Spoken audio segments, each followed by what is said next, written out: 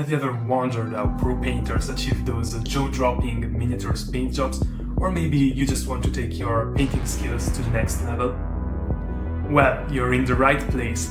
In this video, we're diving into the most effective and most used techniques to level up your miniature painting game, including non-metallic metal, OSL, volumetric highlights, and color theory.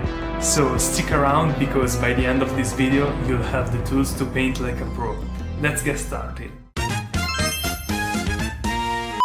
Many years ago, after almost a decade painting mainly only Lord of the Rings miniatures, I started painting Warhammer miniatures, beginning with the Soul Wars box set. Since then I painted many of the miniatures included in the box, though I still have plenty left to finish.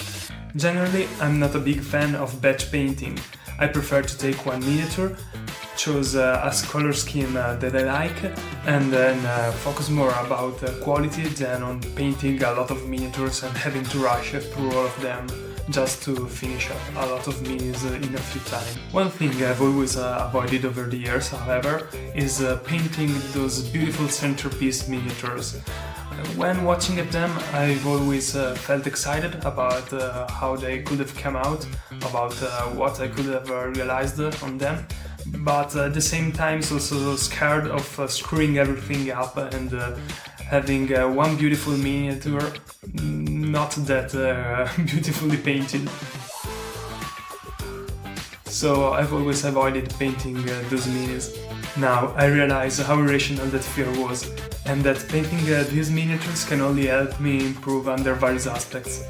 Given their proportions, they offer a perfect playground for experimenting with color transitions, color theory, volumetric highlights, and all these techniques without having to be frustrated about fitting everything into these tiny spaces. So in today's video we're gonna paint the leader of the Night-Hound army contained in that box set, the Knight of Shrouds on Eternal Steel, applying some of those techniques previously mentioned. I started with the first layer using Gloomy Violet. My decision to apply a violet undertone comes from the color wheel. Purple, green and orange form a triadic color scheme, meaning they are equally spaced on the wheel, and therefore using them together creates a balanced feel. Next, it was time to establish the green tones. I applied a layer of dark green, paying attention not to cover the previously established violet undertone. Once applied, I noticed that on the white zenithal highlight it appeared much lighter than I wanted. To recreate the perfect Night-Hound greenish blue, I mixed blue-green with periscopes in my airbrush and applied a second coat over all the green areas. Once I was satisfied with the color, I went back and carefully restored some of the lost violet undertones with small, precise dots to bring back that depth.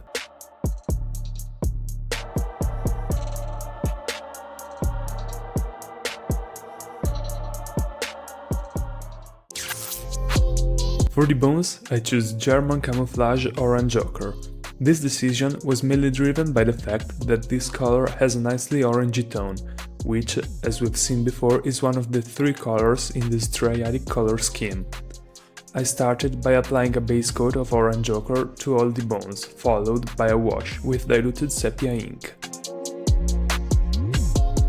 The most challenging part was to reach all the bones within the rib cage and emerging from the various spots on the cloth.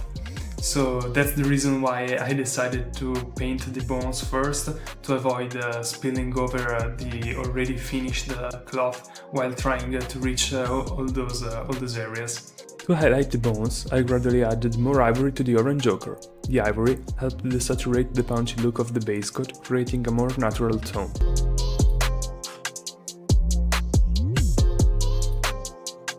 By applying those progressive highlights in thin layers, I was able to retain some of the original color in the recesses, while achieving a wider, more ethereal look in the highlighted areas.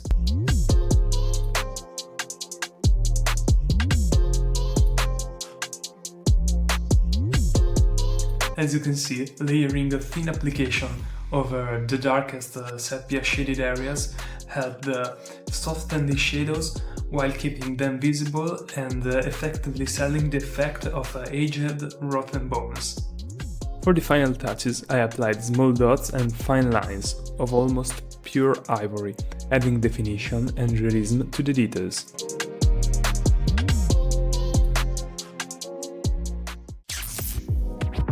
Now, I can direct all of my attention to the cloth of the ethereal steed. Here, my main goal is to highlight these bluish-green tones, leaving the violet undertone still visible. To achieve this, I won't rely on edge highlighting, but instead I will apply some volumetric highlighting. This technique involves highlighting a miniature based on its shape and how light naturally hits it.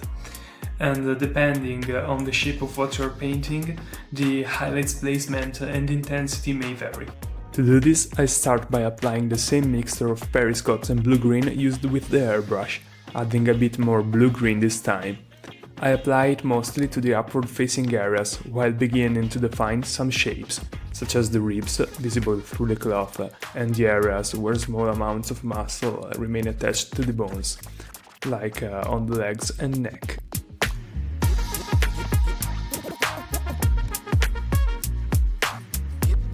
To enhance the highlights, I introduce ghost green into the mix. This color perfectly captures the effect I want, a pale, slightly desaturated, ghostly green as the name suggests. With these highlights, I continue painting the areas closest to the light, gradually reducing the painted area with each layer while further defining details. As you can see, with the light source coming from above, the highlights get progressively darker going down on the miniatures.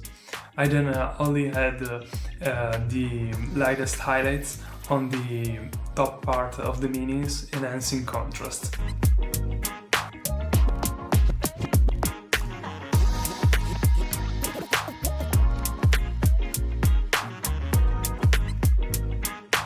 After applying one of the final highlight layers, I thinned down my base color into a very watery glaze and applied it over most of the model.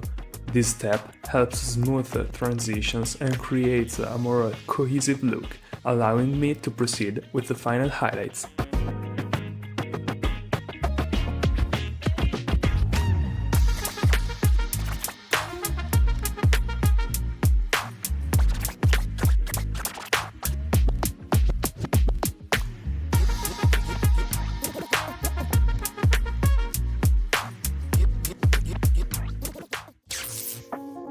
For the rider's cape, I had initially planned to paint it white and then give it a wash using extract flame. But after applying it, I noticed that the green I got was too strong, too punchy, and not in sync with the colors of the ethereal steed cloth. Instead of continuing with this scheme, I decided to start over. I used the same ghostly green from the horse highlights as the base color for the rider's cape. This desaturated green maintains the ghostly effect without being too bright or jarring. To add more visual interest, I painted the areas closest to the rider's head with a few blue-green glazes, making them stronger towards the top of the cloak, while gradually transitioning to an almost white highlight towards the bottom. This approach helps create the illusion of the cape slowly fading away from the rider. To obtain the final highlights on the extremity of the cloak, I proceeded adding more and more white to the ghost green, applying them with a dry brush.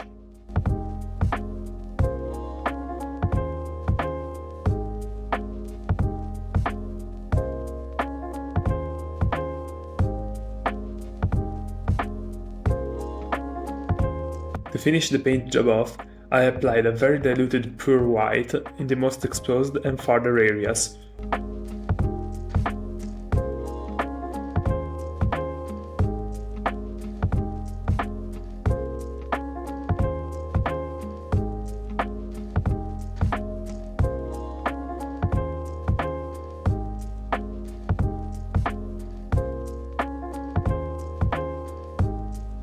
For the upper coat, I re-established the black base, and then, by mixing some deep green with it, I started building up some smooth transitions.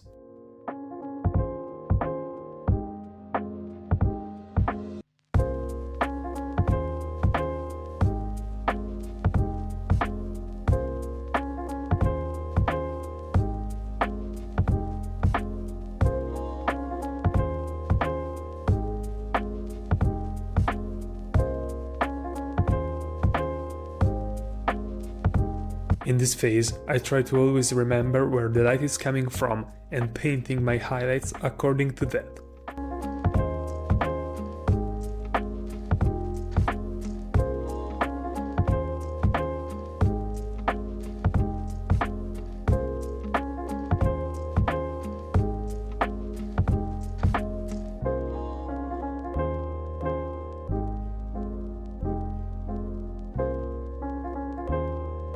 And here the spooky cloak finally completed.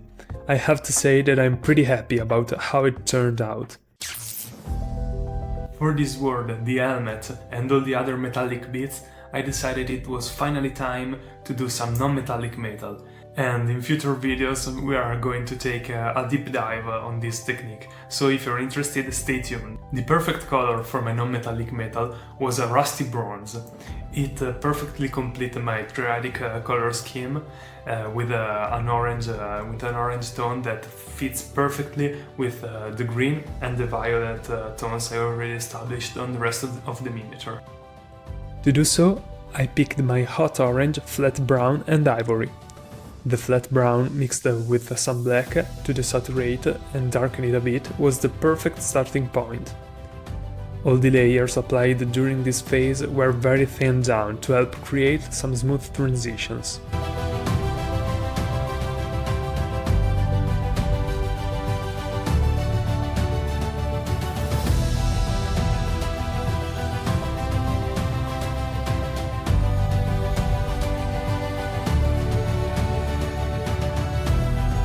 After the first layer, you can still see the black in some areas. To smoothen the transition and to set a more orange tone, I glazed some of the hot orange over all the metallic parts.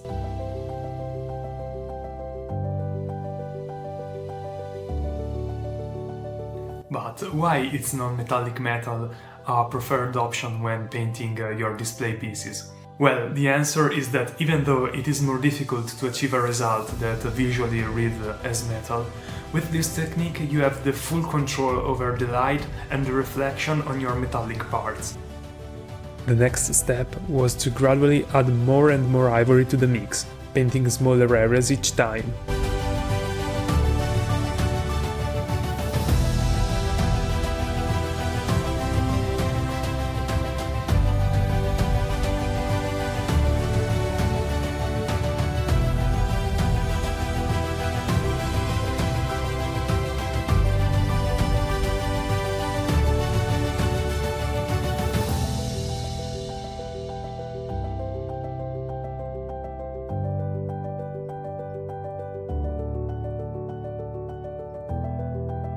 To highlight the wings on the helmet, I used the stippling technique.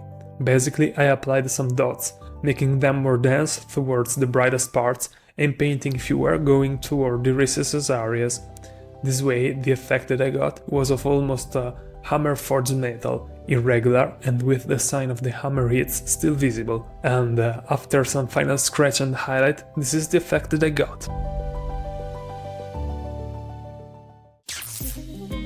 For the arms, I used the tone I've already used for other knife hounds in my army, a violet mixed with a lot of white to give it a pale and desaturated tone.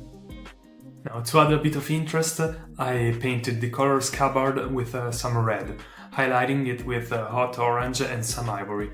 This color fits perfectly with our color scheme, and it gives that touch of vibrancy and contrast that the miniature was lacking.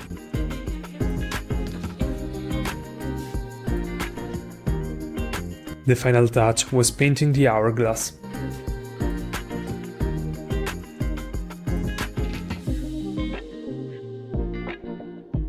Now, to finish the last details on this miniature, I quickly painted the hooves using black and white to progressively highlight them.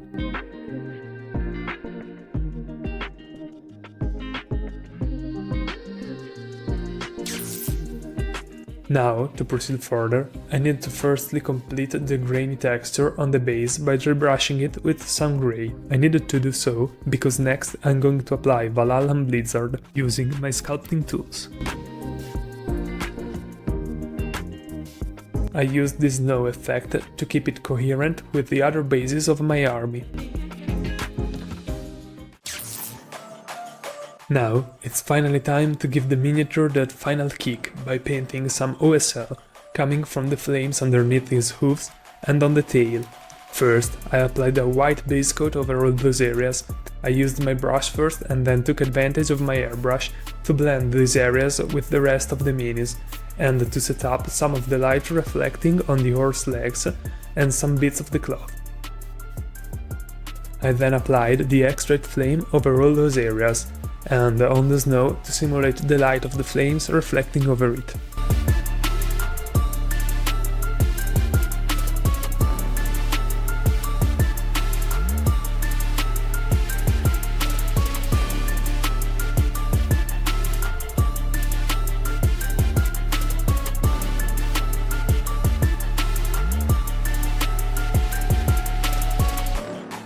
To enhance the effect, I proceeded painting pure white in the recesses, where the flames are hotter, followed by some dark green on the further parts of the flame.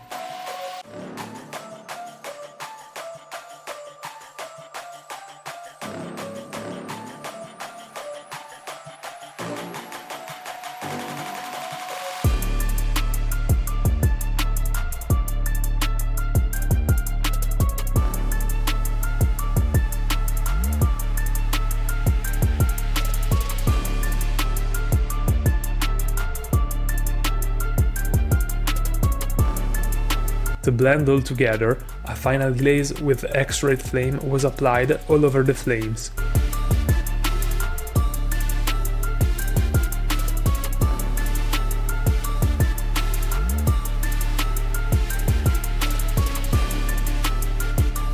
And after painting the rim of the base black, this was the final result.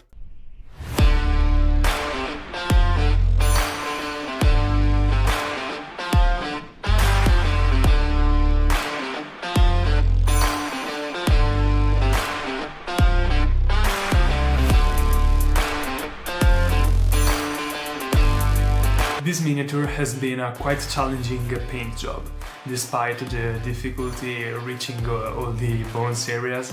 I found myself going back and forward a few times with some parts of the mini, like the cloth or the color of the rider's cloak. But each time after coming back and adjusting my paint job, I was very happy with the result I achieved. If you are like me, I hope this video gave you the motivation to take one of those beautiful miniatures and experiment a little bit. Thank you everyone for watching, and if you want me to take a deeper dive on some of those techniques, or if you want to see something particular in one of my next video, let me know down in the comments. As always, don't forget to leave a like and subscribe, and especially to keep moving forward through your journey in this big minis world.